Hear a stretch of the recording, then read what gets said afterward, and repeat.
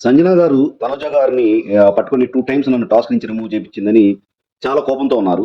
So, audience కూడా కొంతమందికి అదే ఇంప్రెషన్ క్రియేట్ అయ్యేటట్టు చేశారు. ఇక్కడ మీరు గమనిస్తే సంజన గారు అండ్ ఆహ్, మనకి యాక్చువల్‌గా ఒక టాస్క్‌లో తనూజ గారు ఫస్ట్‌లో ఉన్నారు. సంజన గారు సెకండ్‌లో ఉన్నారు. తర్వాత సారీ ఇక్కడ గమనిస్తే సంజన గారు అండ్ ఎమాన్యుల్ గారికి సేమ్ స్కోర్ ఉంది. కాబట్టి బిగ్ బాస్ తనూజ గారిని అడిగారు. ఓట్ ఆఫ్ థాంక్స్‌కి ఈళ్ళిద్దరిలో ఎవరిని సెలెక్ట్ చేసుకుంటారు అని అడిగితే ఆల్రెడీ ఎమాన్యుల్ గారు ఓట్ ఆఫ్ థాంక్స్‌కి ఎళ్ళి ఉన్నారు కాబట్టి సో, సంజన గారిని తీసుకొని ఎళ్తానని తనూజ గారన్నారు. సో, ఇక్కడ ఆమె యొక్క మంచితనాన్ని మీరు గమనించాలి గదా! సో, ఇక్కడ దానికి అఫ్‌కోర్స్ సంజన గారు కూడా థాంక్స్ చెప్పారు.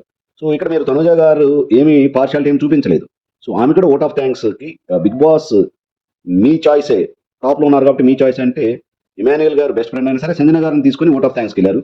సో, అక్కడ ఆడియన్స్‌ని గెలవడానికి సంజన గారికి అవకాశం కల్పించింది తనూజ గారు.